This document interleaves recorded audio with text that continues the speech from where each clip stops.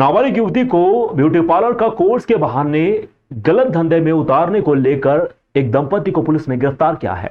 नाबालिग युवती को ब्यूटी पार्लर कोर्स का झांसा देकर देह व्यापार में धकेलने वाले दंपति को पुलिस ने गिरफ्तार कर एक बड़े रैकेट का खुलासा किया है। पुलिस इनको रिमांड पर लेकर पूछताछ में लगी हुई है। नाबालिग को ब्यूटी पार्लर का कोर्स का झांसा देकर देह व्यापार में धकेलने वाले गिरोह का पुलिस ने पर्दाफाश करते हुए एक दंपति को गिरफ्तार किया है। दरअसल पिछले दिनों एक नाबालिग ने एसपी को इसकी शिकायत की थी, जिस पर पुलिस ने कार्रवाई करते हुए पवासा थाना क्षेत्र में दबिश देकर पूरे सेक्स रैकेट का खुलासा कर दिया। एसपी पल्लवी शुक्ला ने बताया कि पुलिस दंपति से पूछताछ कर गिरोह में शामिल अन्य लोगों के बारे में भी पता लगा रही है। नाबालिग बच्ची द्वारा एसपी ऑफिस में सूचना दी गई थी, शिकायत भी की गई थी कि उसको एक महिला है, उसने बंधक बनाकर रखकर उसके साथ देह व्यापार किया जा रहा है। इसको संज्ञान में लेकर रिस्पेक्टेड एसपी सर ने एक टीम का गठन किया, जिसमें तत्काल हमने उस पर कार्रवाई करते हुए 2 आरोपी को गिरफ्तार किया गया है। मामला थाना पवासा क्षेत्र से जुड़ा हुआ है और इसमें 2 आरोपियों को राउंड अप करा गया है। बाकी के इन्वेस्टिगेशन में आगे जो भी बिंदु आएंगे उसको देखा जाएगा। 0 पॉइंट ब्रिज के समीप एक 18 वर्षीय युवक को अज्ञात वाहन ने टक्कर मार दी, जिससे उसकी मौत हो गई। रविवार शाम अज्ञात वाहन की टक्कर से 18 वर्षीय युवक की मौत हो गई। हादसे के बाद लोग घायल युवक को अस्पताल पहुंचाने के बजाय मोबाइल से उसकी वीडियो बना रहे थे। सिर में गहरी चोट के लगने की वजह से ज्यादा खून बहने के कारण युवक की घटनास्थल पर ही मौत हो गई। अगर गोल्डन टाइम में उसे अस्पताल ले जाया जाता तो शायद उसकी जान बच सकती थी।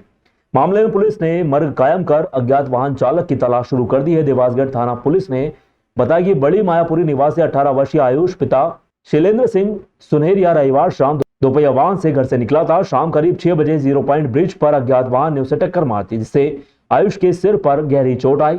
इस दौरान ब्रिज से निकलने वाले लोग रुके जरूर, लेकिन घायल आयुष को अस्पताल ले जाने की बजाय मोबाइल से उसका वीडियो बनाते रहे।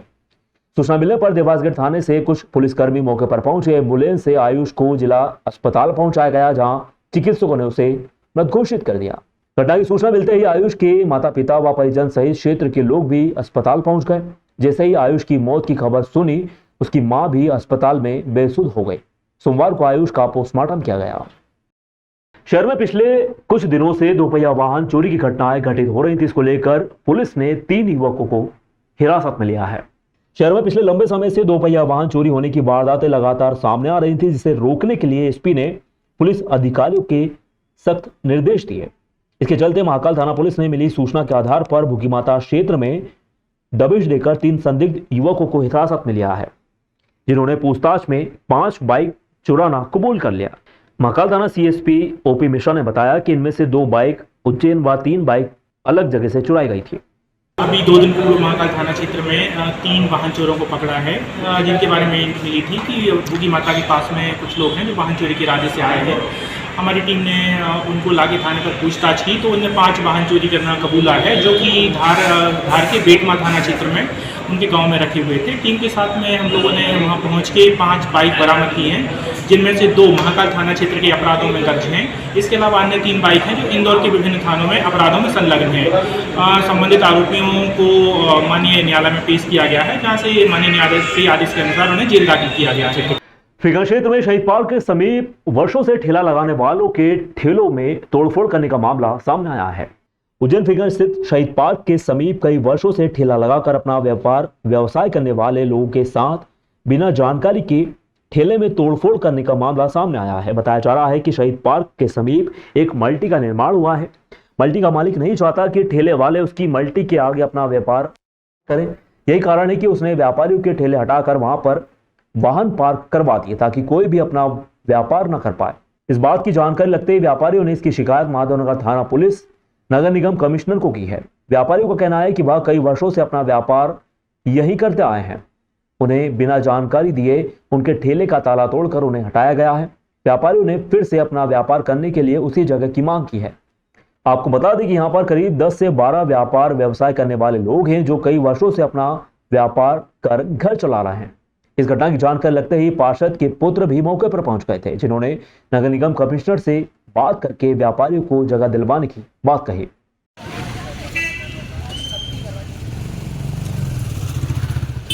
की घटना ये सिद्धिविनायक टावर के जस्ट पीछे की है।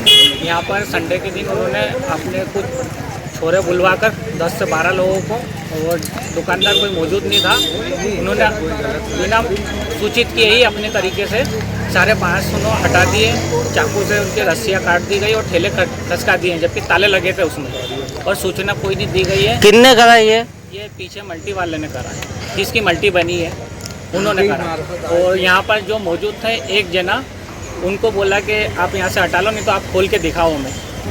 उन लोगों का ये बताना था, कहना था पीछे जो मल्टी वाले हैं जिनने हम लोगों की दुकानें हटा दी। यहाँ से हम लोग तोड़ कर दुकान लगाते, छोटी दुकानें लगती थी हम लोगों को, और उनने यहाँ से दादागिरी से हटा दी। 15-20 लोगों को लाके उनने कारें जमा दी आगे, और सभी दुकानों को तोड़फोड़ क्षतिग्रस्त कर दिया गया। आपने देखा होगा यहाँ पे ये सिद्धिविनायक टावर जो है अपना, इसके जस्ट पीछे नई मल्टी बनाई है इनने।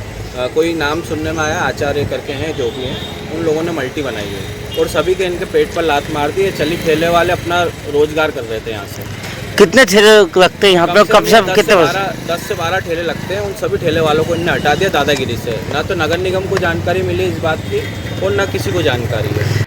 उसके लिए बच्चों के लिए 16 जून से भले ही स्कूल चालू हो रहे हों, लेकिन टीचर्स के लिए 1 जून से इसे शुरू कर दिया जाएगा। स्कूली बच्चों के लिए 16 जून से स्कूल शुरू होंगे, मगर 1 जून से स्कूल टीचर्स के लिए यह शुरू हो जाएंगे।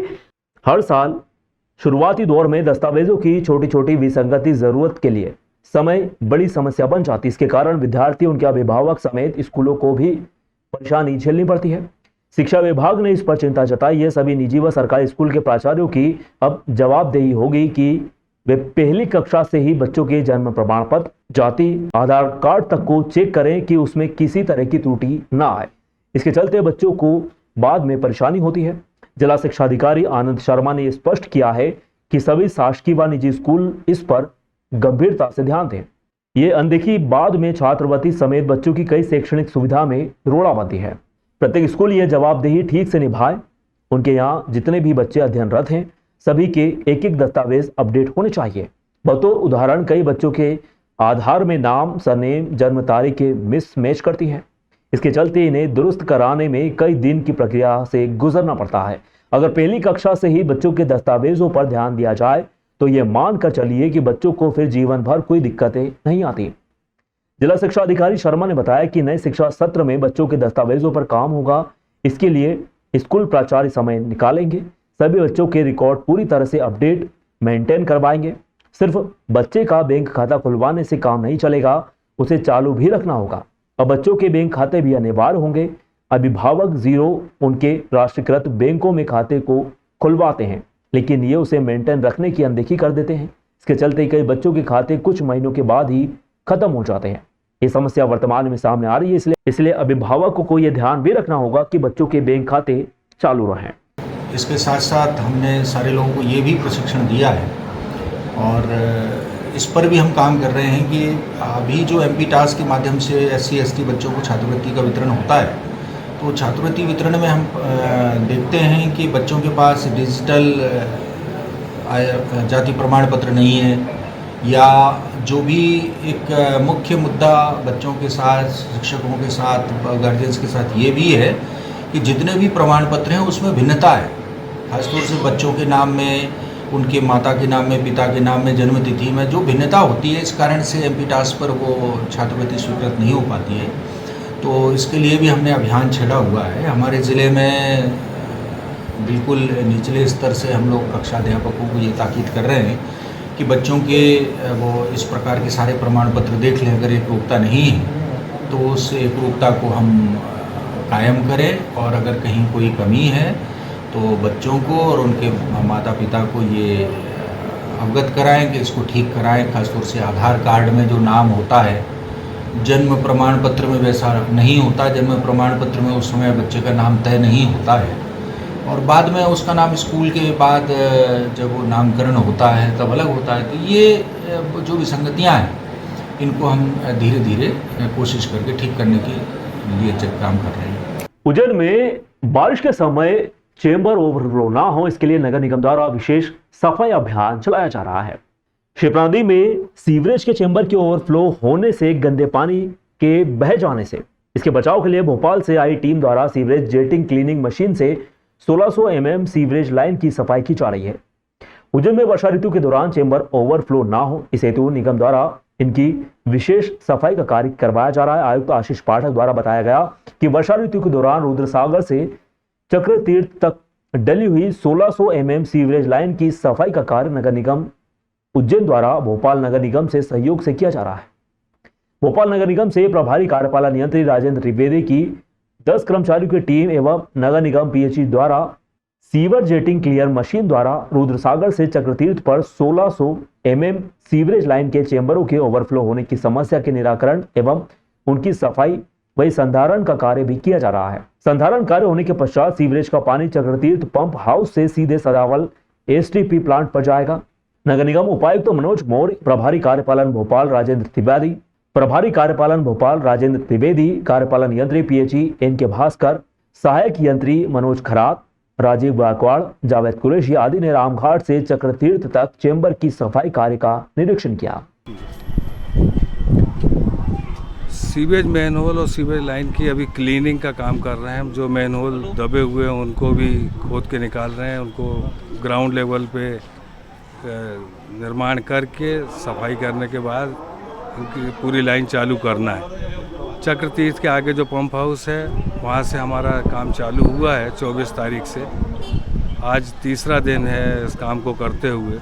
अगले 3-4 दिन 5 दिन में हमारा काम ये पूरी लाइन की क्लीनिंग हो जाना चाहिए, ऐसा हमारा अनुमान है। उसके लिए भोपाल से 10 लोगों की टीम लेकर के हम आए हैं। 2 सीवर जेटिंग क्लीनिंग मशीन है जिनके सहयोग से हम सीवर की लाइन को क्लीन करते हैं और मैनहोल में जो मटेरियल है उसको अपलिफ्ट करते हैं। सभी सीवरेज लाइन और चेंबरों को साफ सफाई का विशेष अभियान चलाया जा रहा है। इसके तहत भोपाल से पूरी टीम जेट मशीन और लेबर सहित आई है। तो उसमें आयुक्त महोदय ने पीएचई की टीम बनाई जिसके अंदर हमारे डीसी साहब श्री मोरे जी, कार्यपालन यंत्री और हमारे सहायक यंत्री श्री गायकवाड़ जी, मनोज खराज जी और जावेद कुरैशी जी उनको नियुक्त कराए। प्रतिदिन साफ सफाई में पूरा सहयोग करेंगे। जो चेंबर क्षतिग्रस्त हो गए उनका भी निर्माण कार्य जल्दी करा जाएगा। अभी पूरे चेंबर खोल के साफ सफाई का काम किया जा रहा है। तो तत्परता से करीब 6 से 8 दिन में कार्य पूर्ण किया जाएगा। रामघाट में 1600 एमपी की पाइपलाइन का शेष बची हुई लाइन का काम उसके बाद टेक ओवर करके चालू किया जाएगा। पुरोहित समिति के अध्यक्ष पंडित शर्मा के निधन पर महाकालेश्वर के पंडित पुजारी द्वारा आज उन्हें श्रद्धा सुमन अर्पित किए गए। पुरोहित समिति के अध्यक्ष पंडित शर्मा के निधन पर महाकाल मंदिर के पुजारी व पुरोहितों ने भावांजलि अर्पित की। पुरोहित समिति के अध्यक्ष पंडित शर्मा की विगत दिवस महाकाल मंदिर जाते समय हार्ट अटैक से मौत हो गई थी। इसके बाद से पंडित शर्मा के परिजन सहित महाकाल मंदिर के पुजारी व पुरोहित गमगीन थे। पंडित शर्मा के दुखद निधन पर कल हरसिद्धि के पीछे स्थित बालाजी गार्डन में महाकाल मंदिर के पुजारी व पुरोहितों ने भावांजलि अर्पित कर पंडित शर्मा की उपलब्धियों को याद किया। भावांजलि में महाकाल मंदिर प्रबंध समिति के अध्यक्ष कलेक्टर नीरज कुमार सिंह, एसपी प्रदीप शर्मा, निरंजनी अखाड़ा परिषद के अध्यक्ष विनीत गिरिजी महाराज, मंदिर समिति के सहायक प्रशासक मूलचंद जुनवाल, आर के तिवारी, पुजारी पंडित रमन गुरु, प्रदीप गुरु के अलावा महाकाल मंदिर पुरोहित पंडित दीपक शर्मा, लोकेंद्र व्यास, मुकेश शर्मा, विश्वास कराड़कर, विनोद व्यास सहित बड़ी संख्या में महाकाल मंदिर के पुजारी, पुरोहित परिवार सहित परिजन, पंडित पुजारी जन शामिल हुए। भावांजलि अर्पित की गई। ईश्वर उनकी आत्मा को शांति दे और पूरे परिवार को संबल प्रदान करे ताकि वो इस दुख की घड़ी में पार पा सके और हमेशा प्रसन्न मुद्रा में रहते हैं। मैं पूरे परिवार को इस दुख के समय में ईश्वर उनको शक्ति दे कि वो इससे उबर सके और हम सभी आपके साथ हैं। हमारे लिए जो भी हो आप सभी आदेश करेंगे तो हम लोग अच्छा कर सकते हैं। धन्यवाद। ये बात देखी थी कभी भी कोई भी सहयोग का काम हो, कोई भी मार्गदर्शन हो, वो हमेशा आगे बढ़ चढ़ कर कभी हमको ये नहीं हमको महसूस होने दिया कि हम कोई नए हैं, हमें कुछ आता जाता नहीं है, हमको समझते नहीं है। लेकर चलने वाले मिलनसार श्री अशोक शर्मा जी हम सबके बीच में नहीं रहे। उनकी इस दुखद घटना के साथ एक बात ये स्पष्ट हो जाती है कि जन्म के बाद यदि कुछ निश्चित है, कुछ भी निश्चित है तो वो सबसे पहली बात है कि मृत्यु निश्चित। श्रद्धा सुमन कुछ पुष्प आदरणीय पुरोहित समिति के अध्यक्ष अशोक शर्मा जी जो हमारे बीच में नहीं रहे, भगवान महाकालेश्वर जी परमपिता से प्रार्थना करते हैं कि उनको अपने श्री चरणों में स्थान प्रदान करें। जो सशरीर आया है उसे शरीर छोड़कर जाना है, लेकिन जो महाकाल के पूजन को अपने आचार्यत्व धर्म को निभाने के लिए कर्म पथ पर चलते चलते इस धरा से प्रस्थान कर जाए और शिव में विलीन हो जाए, ऐसे मोक्ष को वाकई में मोक्ष कहते हैं। चलते ही वो चलती है। वो पुण्यात्मा पूर्णिमा का दिन था, भगवान महाकाल के शरण में उन्होंने ले लिया। मेरी भावांजलि, श्रद्धांजलि, पुष्पांजलि जो भी है उनको समर्पित है। जय श्री महाकाल, ओम शांति। आज से 2 दिन पूर्व हमारे महाकालेश्वर मंदिर के पुरोहित समिति के अध्यक्ष अशोक शर्मा जी का निधन हुआ। भगवान जिस तरह उनका नियम था कि महाकाल के लिए रोज़ जाना, आरती अटेंड करना, वो पूजन पाठ वाले व्यक्ति थे। ऐसे ही सुबह 8 बजे के समथिंग वो अपने महाकाल के लिए निकले। वो बीच रास्ते में उनको अटैक आने से उनकी मौत हो गई। जैसे ही हम लोग को सबको पता चला तो सभी पुजारी पूरे परिवार में दुख हुआ और अस्पताल पहुंच के वहाँ देखा तो उनका निधन हो चुका था। इस मौके पे आज समस्त पुजारी और समस्त पुरोहित और महाकालेश्वर मंदिर प्रबंध समिति के अध्यक्ष भी है हमारे कलेक्टर साहब, एसपी साहब, महंत विनीत गिरी जी महाराज और प्रबंध समिति सदस्य सभी आज बालाजी गार्डन में एक भावपूर्ण श्रद्धांजलि अर्पित करी, श्रद्धा सुमन अर्पित करी। और भगवान महाकाल से हम ये प्रेरणा करते हैं, यही भावना करते हैं कि भगवान महाकाल वो वैकुंठ में वास हो उनका। जय श्री महाकाल।